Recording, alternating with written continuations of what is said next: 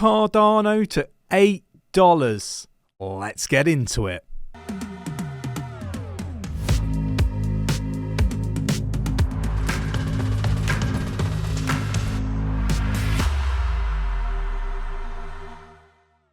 What I want to talk about is Cardano. Do we think that it can reach $8?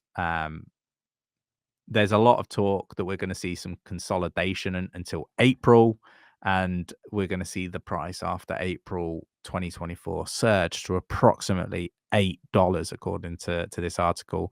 What's really interesting is the fact that they talk about the fact that, you know, there's a lot going on within the ecosystem and the infrastructure. And I think that it's an interesting topic to discuss amongst ourselves before we get into a lot of the news. So, you know, JB, what's your thoughts?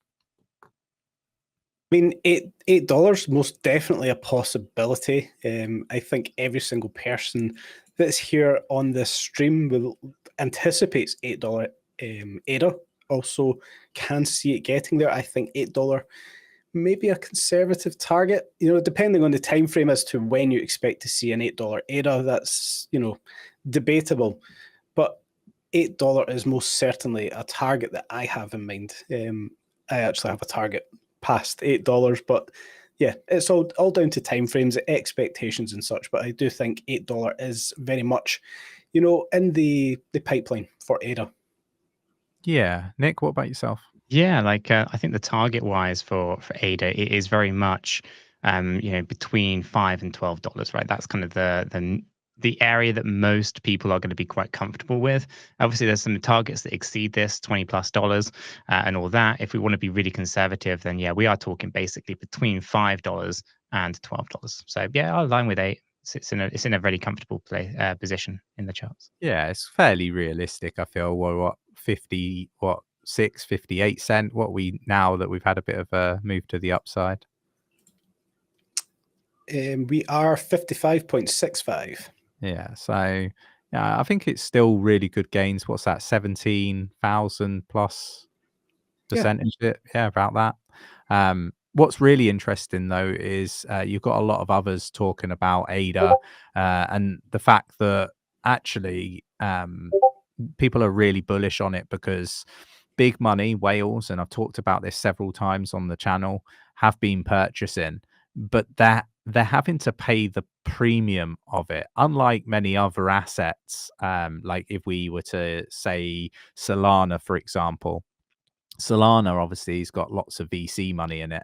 Cardano hasn't, so they're having to pay that premium for it, and this has got a lot of the Cardano community quite excited that, you know, they believe that they're in the race, if that makes sense. They're paying the same as the big money now to get in, and because of that, the price is holding up. I think that's really interesting. What's your thoughts, Nick?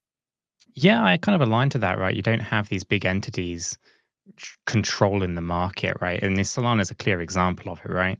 The Solana VCs are really behind a lot of the marketing elements for Sol, and as to why you see so many influencers kind of really heavily pushing it. Either they are a VC that are heavily invested, or alternatively, VCs are basically paying them to kind of, you know, shill. So you don't have those scenarios with Cardano, and because Cardano's technology is kind of built with the future in mind, it's been slow to kind of get to where it's going, but that is actually a really attractive property for larger institutional level investment at a later stage. And so they're looking at it now with that kind of, you know, that kind of prospect in the future of where it's going. And yeah, they are going to have to pay a premium price. That is a part of not believing in it early enough. Yeah, and you know, I think it's pretty obvious, and I think it's inevitable that there will be a Ethereum spot ETF. I think this is something that, you know, is going to come to fruition. But, you know, I'll put it out there. I think that other altcoins are going to follow. You know, once Bitcoin's successful, and it's already being labeled a success, Ethereum will get the green light. You know, position with altcoins right now, when from a regulatory perspective, XRP's in a really good position to be, you know, having a spot ETF at some point. Could potentially be the next one, just because it's got that regulatory clarity as we record this now. Maybe that'll change upon a pill. I don't know. But at the moment, it's already got that position that others are perhaps striving for, and perhaps others should have. I mean, Cardano probably you could argue is not a security based on its inception and where it currently stands with how decentralized it is. And you put comparisons with that and Ethereum. Well, is there a comparison? I don't know. I don't think there is. Do you? Probably not. No, I Probably don't not, think you can compare the two. I don't think it is. Apples and pears, apples and pears. Yeah. But the next thing that I want to talk about is crypto.com. They're saying that actually they've seen huge volume, and they're putting it down to their big sponsorship deals with the likes of Formula One and the UFC. They're saying that these really did pay off, and they've seen their user bases expand immensely. And I think this makes me really think about the projects and the sponsorships that they've got as well. We've seen VeChain with a UFC sponsorship, and I think they've done some remarkable things there with that as well, particularly with the experiences, getting the community involved and taking them to the UFC shows, all around the world. I think this is something that you don't tend to see with a lot of these companies. I mean, I don't see crypto.com taking the crypto community that are using their platform to these events, but maybe that's happening as well. I don't know, but I thought that was rather interesting. We got Ripple owned crypto custody firm 𝗕𝗘𝗪𝗧𝗧 CEO and head of product depart. Again, we always want to be keeping an eye on the movements of these big players in the space. So one that I just really wanted to just touch on. If we move on, we've got Bitcoin investors could double their money as crypto nears certainty to hit 100K in 2024. It's so And this is painful when you see that. so the reason why I bring this up, right? Because it wasn't that long ago that I highlighted that this is the sort of thing that we're going to start to see more and more. And like, this is because, the big players, they own these media outlets, and where, like a year, 2 years ago, everything was really, really negative. We are now seeing mainstream, like, I mean, The Express here in the UK, that's pretty mainstream, right? That's going to people that are not necessarily invested in cryptocurrency in the newspapers and stuff.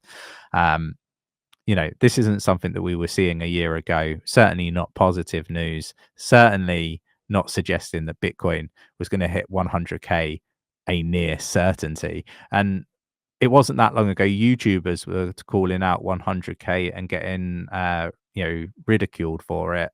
Don't get me wrong, they were probably a little bit early, but it does make me think about like Cathie Wood, who personally I think is a fraud.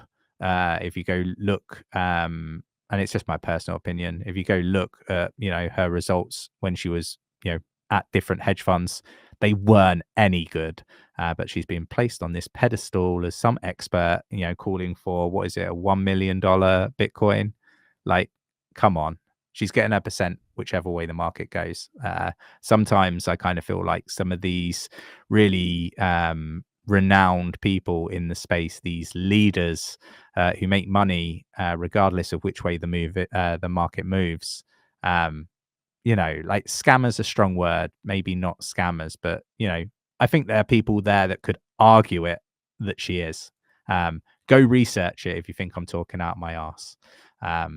It's starting to really get on my nerves seeing her face plastered everywhere, alongside others. I won't mention any others, but yeah, it's my views on it. It's my opinion. Doesn't necessarily mean I'm right.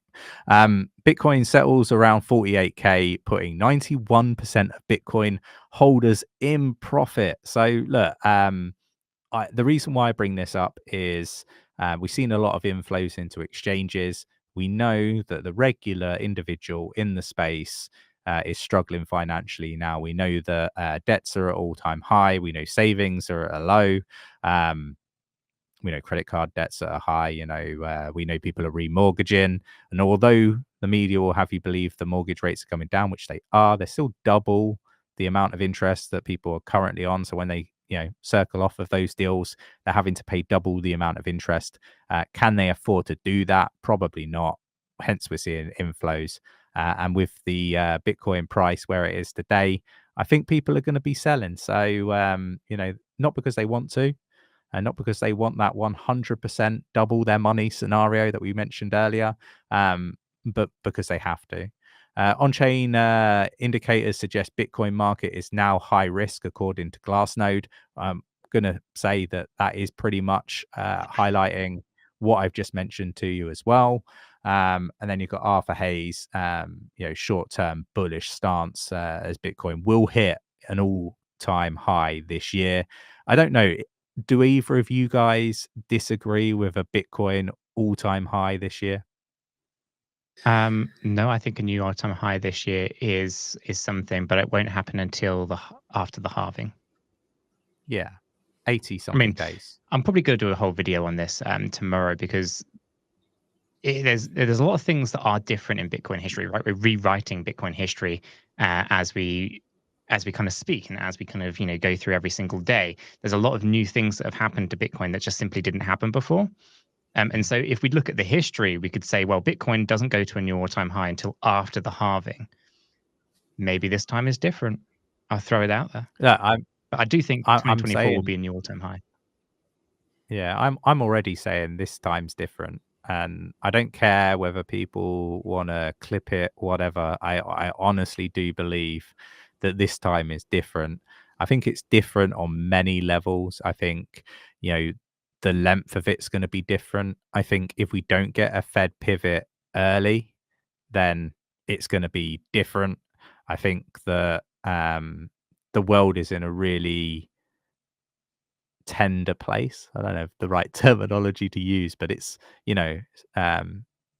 just a slight incorrect move from somebody in the world at the moment could cause a big war, and potentially a world war and stuff like that. So yeah, this market at the moment is in a very odd kind of place, because we expect a Fed pivot. Everything we're seeing would line up with that. The Fed will have to pivot, and when they do, 100% of the time you see a crash. I do think that it'd be short-lived, but with that, what does Bitcoin do when that happens? Is this going to be different because we've got the Bitcoin spot ETF? There's all these unanswered questions with no indicators to say this is what we should be expecting. So interesting stuff. But I wanted to just talk a little bit more about Bitcoin. We've got Bitcoin logs biggest weekly gain since October as the S&P 500 tops 5K.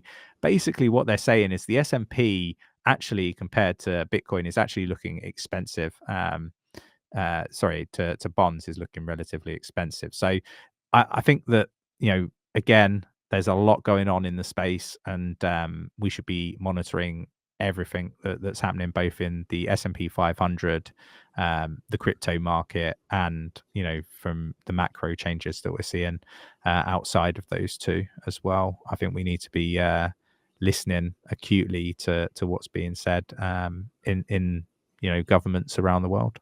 So if you enjoyed the video, why not give us a like and subscribe to the channel, tapping that bell, selecting all the notifications so you never miss a video, and give this video a watch to stay up to date with everything that's happening with Bitcoin. I'll catch you in the next one.